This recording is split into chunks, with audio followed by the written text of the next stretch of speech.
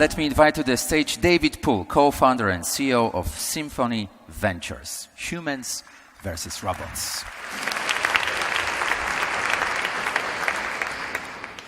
Well, thank you for the intro. I think your job is safe, I have to say, but we'll talk about that later. My name is David Poole. I'm the CEO of Symphony Ventures. We're a pure-play consulting and managed services firm that advises companies on how to think about future of work technology. It includes robots and AI and cognitive technology. But today I've been asked to be the advocate of the robot, and I'm doing my best to hopefully invoke some emotion and reaction about just how fantastic robots are and what it is that they will be doing for all of us in our working lives going forward. First of all, if we just look at the definition of a robot, it's quite an interesting definition because there's many different, every dictionary you look in will have a different description of what a robot actually is. But this one's quite good. This is from, I think, dictionary.com or someone like that. But essentially, the common themes are it's about machines doing the work or acting as though they are humans. It's interesting just how negative a connotation the word robot has had. And I'm trying to trace back where that came from. And I found a play which was, I think, premiered in Prague in 1921, which was all about the universal robot. And it was a futurist play. And it didn't turn out too well for the humans. The robots were doing human work. And then after a few months, they got bored with that. They destroyed their masters, and then they went on to destroy the human race. And it was set in 1960, although it was written in 1921. So hopefully that's not the way things are going to turn out, and certainly it hasn't turned out that way so far. So when we think about robots, and thinking about 1960, the robots on the left here are the robots we're familiar with in general. There's the mechanical robots. They were launched in the 60s and now have become absolutely commonplace in large manufacturing. The robots in the 60s were mostly doing auto manufacture, and GM were the biggest investors at that time in robots. The one on the right-hand side, this chap's called Baxter. So he's actually designed, unlike the one on the left, he's designed to work with humans. These robots generally in the factories are usually found in cages, protecting humans, kept away from humans. The ones on the right is the sort of the modern industrial robot, if you like, and it's really designed to be shown how to do things by humans. You can actually move his arms, you can program him to look at things in certain ways, perceive objects, and so on. So robots are really becoming a very sort of universal way of working and thinking. And in fact, they're taking on roles that you may not expect. Here we've got two types of robot. The one on the left is a surgical robot. It's actually, at this stage, the technology around surgical robots is where the robot is actually managed by a surgeon who has who's doing it by remote control. The one on the right is actually a sort of a robot that's there designed to be a companion robot. And these are being used for patients with Alzheimer's or with the elderly. So, we're seeing robots being used even in caring type roles. And in fact, there's a sort of a game I like to play now, which is, kind of spot the robot. And everywhere you look, there's a new type of robot that is starting to be used. And just think about this, every time someone's deploying a robot, they're taking up a human job. They're creating new opportunities, which we can talk about later for humans. But here you can see the immigration kiosks at Miami Airport. Below you can see a ticket machine, an ATM. In the top right-hand corner, you have the autopilot of an A380 aircraft. And on the bottom there, you've got the Robocop, which has now been launched in Dubai. Okay, he's not walking around policing, but what he is doing is providing a place where you can get information, you can report a crime, you can actually pay a fine with this cop. And by the way, he has video camera with face recognition, so he's seeing who's around and what's going on. He's really a robot, and he is doing the work of a human. I think more relevant for this audience is really this guy. This is an RPA robot. Some of you may be familiar with these. This is the one that's really going to impact, I think, the ABSL audience, and I doubt there's any organization in the room today that isn't thinking about or hasn't looked at the impact of this kind of robot. And I'm sure that half of the audience here have already started projects with these kinds of robots. And I think the important thing to note about that is that the reason that automation and robots are becoming so endemic and so normal is because they're actually better at the tasks that they can perform. Humans actually are not very good at doing very robotic tasks, things that are repetitive, things that are rules-based, and therefore we use robots because they're better at doing those things. And we like to talk about the expression taking the robot out of the human and getting robots to do that. Now, unfortunately, in business services, and particularly in the offshoring industry, there's a lot of robotic tasks being performed by humans. But if we look at the nature of a robot and why robots are so powerful at this, first of all, they can actually transact and understand huge quantities of data.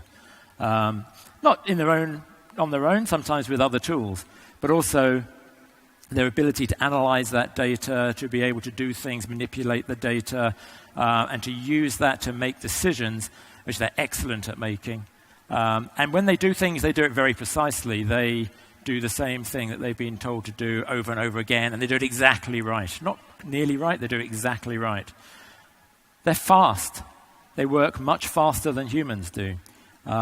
There's much greater security. A robot is not going to create a fraud. A robot is not going to misplace information or data. They're entirely scalable. You train one robot, you've trained an army of robots because it's such a simple thing to replicate the things that robots are doing. And they're reliable. They turn up every day. They work 24 hours a day, 365 days a year.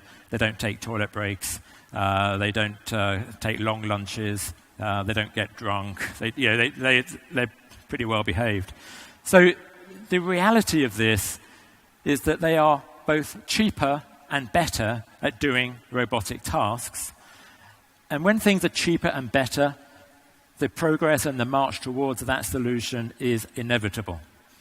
Why would any company not want to employ something that is both better and cheaper? And therefore, the march towards robotics is absolutely where we're going. It's where every company will be for the tasks that can be automated. And there was this very famous study, and this often quoted this study, which was all about, it's done by some Oxford academics, and they looked at all the different jobs that people do, and they analyzed which ones are most prone to automation and those which are least prone to automation.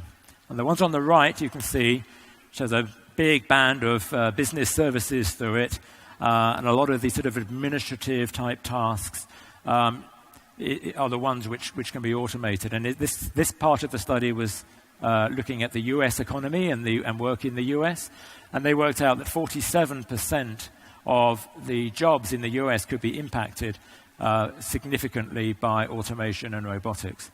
And I think that's something for us to bear in mind. The ones on the left, which are less automatable, tended to be some of the caring roles, some of the nursing, doctor-type functions. And whilst I did show some examples earlier of robots doing those as well, I think it's only a matter of time before some of those areas get encroached upon as well.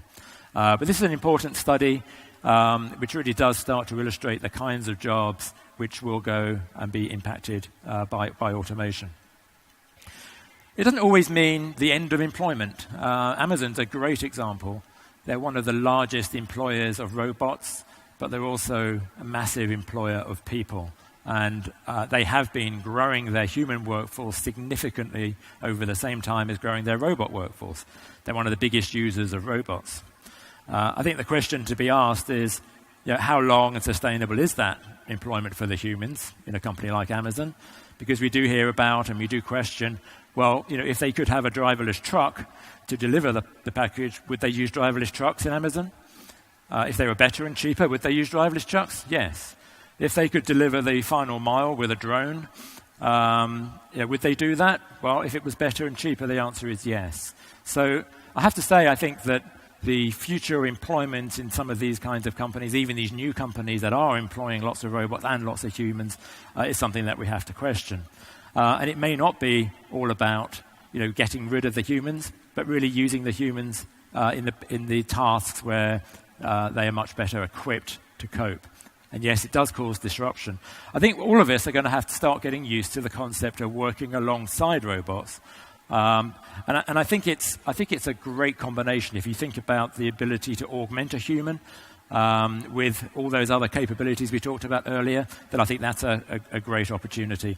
And even in the white-collar world, we see this happening all the time. So everyone's heard of the RPA robots, which are doing this sort of automated software that are doing sort of routine and tasks. You hear quite a lot now about how we're using sort of agent-assisted robots and how we're able to combine that with other technologies, maybe around voice, chatbots, and so on. But I think as we see more and more tools coming from the AI components, so the things around being able to perception, understanding voice, understanding how to make decisions, decisioning type cognitive engines, we will see a lot more software that is much, much more capable. And probably as such, because it's much, much more capable, is also increasing in its sort of threat curve. But where I like to see this going is looking at this sort of what I call the human augmented process, where you've got people really using the things that humans are good at, in terms of creativity, in terms of their ability to care, and I think combining that with the capabilities of a robot would be something quite powerful. But I do think it's still inevitable. Very quickly, if we look at the newspapers these days, you can't read anything without seeing the threat of robots, and particularly in the business services sector. And I think this is something that, for this audience, we should be very aware of. Particularly the Indian pure players are really struggling in terms of their BPO work, and also some of the captives. And if you look at their recruitment plans and the way they've been recruiting, you've seen that Indian employment in these Indian players is been very much in decline, and growth is dropping. So the real question is, what's going to be the impact on this market in Poland of a very desperate and very difficult market in India? My view is this is one of your biggest threats. The robots are there. It's hurting the Indian market probably more than the Polish market today in terms of employment. But the Indians are hungry, they're clever, and they're smart, and my sense is they will be coming to be very, very competitive in this Polish market. So what are you going to do about it? I think this is for you to work out whether this is an opportunity or a threat for the Polish market.